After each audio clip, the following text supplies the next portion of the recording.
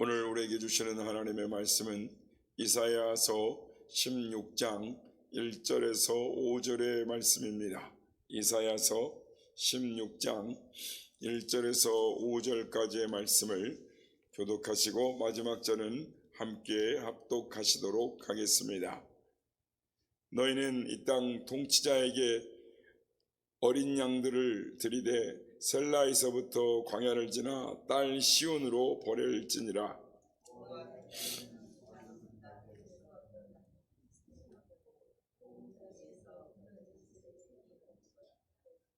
너는 방도를 베풀며 공의로 판결하며 대낮에 밤같이 그늘을 지으며 쫓겨난 자들을 숨기며 도망한 자들을 발각되게 하지 말며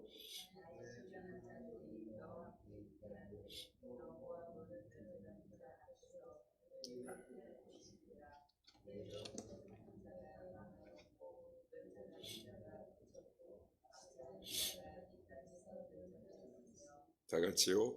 다윗의 장막에 인자함으로 왕위가 굳게 설 것이요 그 위에 앉을 자는 충실함으로 판결하며 정의를 구하며 공의를 신속히 행하리라. 아멘. 할렐루야. 오늘도 우리 예배 가운데 함께 하신 주님을 찬양합니다. 그리고 새벽을 깨워 기도의 향기로 나오신 모든 성도님들께 하나님의 은혜와 평강이 함께 하시기를 기원드립니다.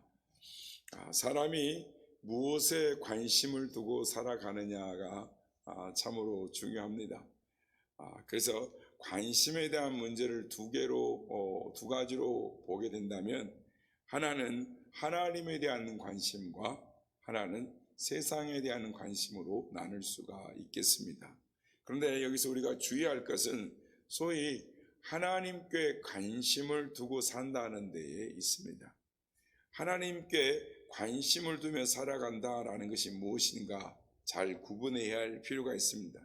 무슨 말이냐면, 하나님께 관심을 두고 살아간다라는 것이 결국은 자기 만족이요 자기의 높임을 위해서 하는 일이 되는 경우가 수없이 많기 때문인 것입니다.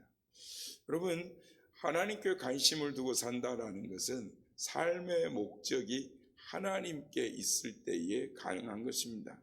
삶의 목적이 자신에게 있으면서 하나님께 관심을 두고 산다라는 것은 사실은 말이 잘 되지 않는 이야기다라고 할 수 있습니다. 단지 자신의 삶을 살기 위해서 하나님을 이용하는 것이, 그런 행위들이 기독교라는 행위와 연관되어져서 나타날 때 겉으로 보기에는 하나님께 관심을 두고 사는 것처럼 보이는 경우가 있습니다. 예를 들면 어떤 사람이 기도를 많이 한다라고 생각을 해보십시오. 단지 그 행위만 두고 보면 하나님께 관심을 많이 두고 사는 것 같습니다. 그러나 기도하는 목적이, 기도하는 내용이 자기를 위한 것이라면 그것은 결코 하나님께 관심을 두고 있는 것이 아닙니다. 헌금을 열심히 하는 것도, 예배를 빠지지 않고 열심히 드리는 것도 무엇을 위해서 무엇을 하느냐를 따져봐야 하는 것입니다. 그런데 무엇보다도 주의해야 할 것은 인간의 도덕과 윤리를 바탕으로 해서 하나님의 일을 한다라고 하는 것입니다. 하나님을 찾아가는 것입니다. 예를 들어서 성도님들이 예수님을 상상한다라고 한번 생각해 보십시오. 과연 어떤 모습, 어떤 예수님을 상상하겠습니까? 흔히 사람들이 생각하는 예수님은 턱에 수염이 나 있고 얼굴이 인자하고 또 광채가 나는 그런 얼굴의 모습, 그런 모습을 상상할 것입니다. 예수님이시라면 적어도 이런 모습이어야 된다라는 기준, 사람의 생각, 그러니까 사람의 윤리와 도덕을 바탕으로 예수님이라면 이렇게 하시겠지, 이런 모습이어야 돼라고 그려져 있는 것입니다. 이를테면 구원을 위해서 우리를 위해서 자신을 희생시킨 예수님은 이런 모습일 거야 라고 생각을 하는 것으로 우리가 생각을 한다는 것입니다. 그러나 여러분, 실제로 예수님의 모습은 중요한 것이 아닙니다. 예수님의 얼굴 모습이 사람의 모습이었는데 2000년 전에 예수님의 얼굴 모습이라고 한번 예전에 이렇게 컴퓨터 그래픽으로 나온 적이 있습니다. 그러면 우리가 생각하는 예수님, 우리가 생각하는 모습과 그 그림에 나오는 예수님의 모습은 전혀 180도 다른 모습의 얼굴인 것입니다. 그러므로 그 얼굴 모습이 어떤 모습이냐가 우리의 구원에 도움이 되지 않습니다. 만약 예수님의 얼굴의 모습이 그림으로 남아져서 전해진다 한다라고 하더라도 그것은 우리의 구원과는 상관이 없는 것입니다. 천주교에서 예수님이 십자가에 죽으실 때의 옷을 이 성의다라고 해서 소장하고 있다라는 것을 우리가 들은 적이 있습니다. 그 옷이 진짜 예수님이 입으셨던 옷인지 아닌지는 모르나 그것이 십자가에서 죽으실 때 입으셨던 옷이다라고 해서 그게 우리의 구원과는 무슨 의미가 되겠습니까? 사람들은 자기들 나름대로의 기준을 가지고 예수님의 모습을 상상하면서 신앙생활의 표준을 자기들 나름대로 겉으로 드러난 종교적인 행위를 가지려고 하는 것입니다. 그러나 여러분, 겉모습이 중요한 것이 아니라 겉모습에 관심을 두고 스스로 신자다운 모습을 만들어 가려고 하는 것은 절대로 하나님께 관심을 두는 것이 아닙니다. 이것은 결국 자기 완성에 대한 하나의 욕구가 될 수 있는 것입니다. 그리고 그 욕구가 교묘하게 신앙으로 위장되어져서 신자들에게 파고들게 된다라는 것입니다. 무슨 말이냐면 감리교에서 이렇게 장로님들을 이제 장로 임직하기 전에 이렇게 다 한 노예, 그러니까 이제 감리회죠. 다 이 감리회 노예에서 장로님들을 모아가지고 목사님들이 이렇게 순번대로 이제 면접을 봅니다. 그래서 이제 감리교는 남자님 집사님들이 권사님이잖아요.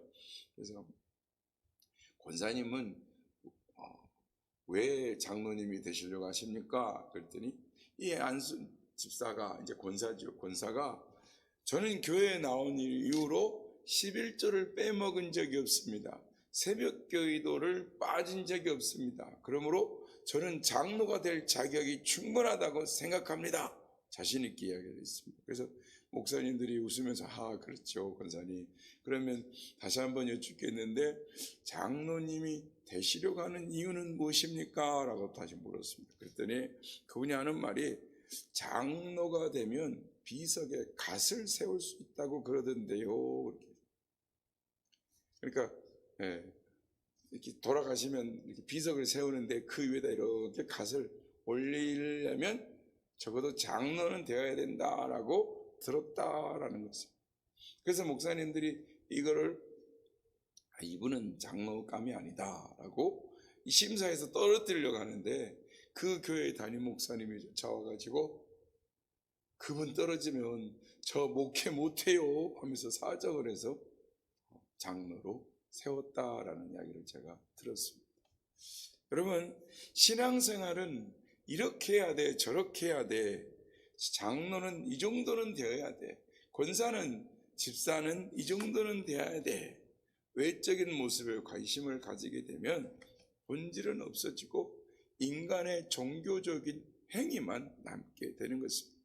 그리고 정말로 진심으로 예수님께 관심을 두고 예수님을 닮고 싶다면 외적인 모습이 아닌 예수님의 삶의 정신, 삶의 자세, 삶의 태도들을 통해서 예수님을 배우는 것이 정상인 것입니다. 그러므로 삶의 중심을 어디에 두느냐, 신앙의 중심을 어디에 두느냐가 중요한 것입니다. 그러할 때 우리 삶에 자연스럽게 예수가 드러나게 될 것입니다. 하나님의 뜻을 이루는 삶을 살게 된다라는 것입니다. 오늘 본문은 하나님의 사람으로 살아가는 것이 무엇인가, 하나님의 백성답게 사는 것이 무엇인가, 그 정신이 무엇인가에 대해서 말씀을 하고 있습니다. 지난 시간에 모압의 심판에 대해서 말씀을 나눴고 또 이어서 오늘이 모압에 관한 이야기인데, 모압의 심판을 받은 이유는 이스라엘을 저주하려고 했기 때문이다. 즉 하나님이 선택한 아브라함 덕분에 존재하는 이 백성이었던 모압이 은혜로 갚지 않냐고 자기에게 위압이 된다, 도움이 되지 않는다 해서 저주하고 멀리하는 것 때문에 심판을 받았다라고 말씀을 나눴습니다. 그런데 오늘 본문을 보면 그 모압의 심판 가운데에 심판에서 도피자가 발생하게 된다라는 것입니다. 오늘 본문은 유다가 모압에서 도피한 자들에게 어떻게 해야 하는가로 시작을 합니다. 그래서 1절에 보면 모압의 도피자를 딸 시온으로 보내라라고 합니다. 이거는 결국 유다가 모압의 도피자들을 보호해야 한다라는 것입니다. 그것을 의미하는 것입니다. 그런데 오늘 본문은 단지 모압의 도피자를 보호하기 위해서 기록된 말씀이 아닙니다. 오늘 본문의 의도는 모압에서 도피한 자들을 하나님의 구원에 동참시키기 위한 것입니다. 그러니까 이것을 우리는 잘 이해해야 합니다. 이것을 이해해야 우리가 하나님의 구원에 동참하는 것이 무엇인가를 알 수 있게 되는 것입니다. 오늘 본문은 유다에게 모압을 보호하는 자로서의 이 명령으로 시작하지만 오늘 보면 3절에 들어가면은 상황이 뒤바뀝니다. 지금 심판은 이방 민족에게 국한된 것이 아닙니다.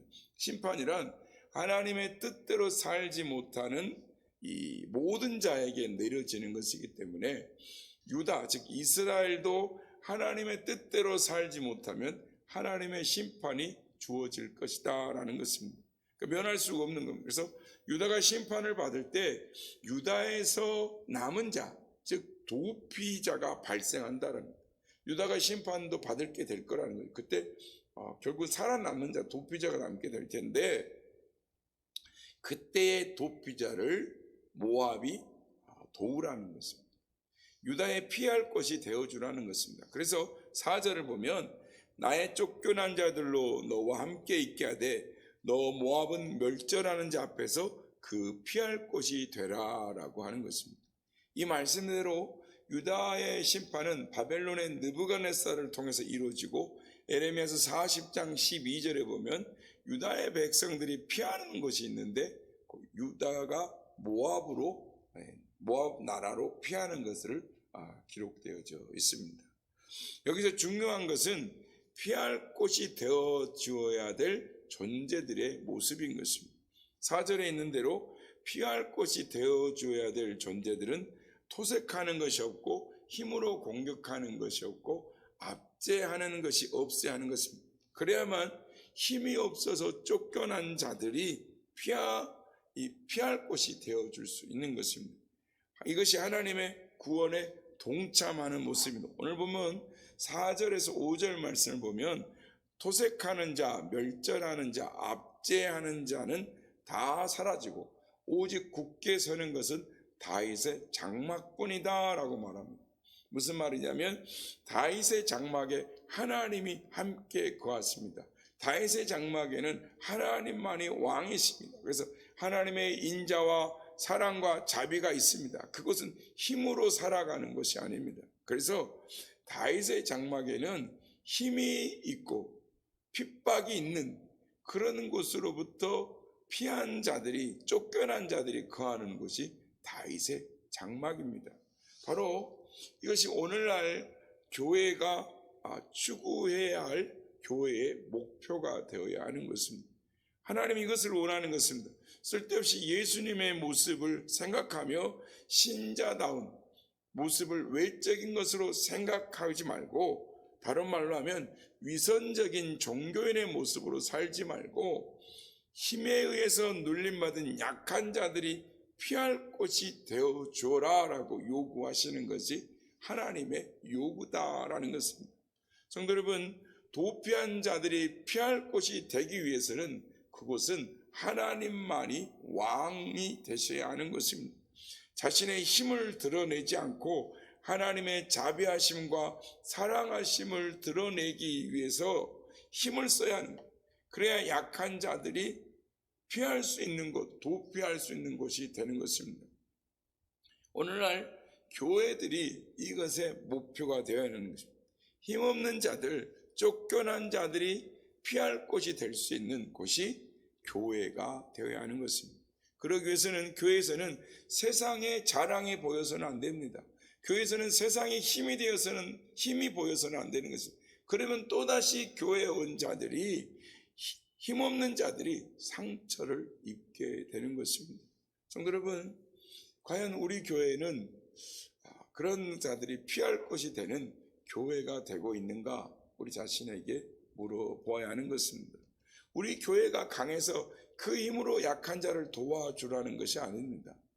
우리가 약한 자와 같은 자리, 약한 자와 같은 존재가 되어서 그 자리에 같이 설 때 피할 수 있는 곳이 될 수 있다라는 것입니다. 우리 교회가 하나님만을 봄으로 살아감으로써 세상의 모든 힘이 사라지고 세상의 자랑이 사라지고 오직 하나님의 은혜로만 살아가려고 하는 것이 될 때 그것이 도피한 자들이 피할 곳이 되는 것입니다.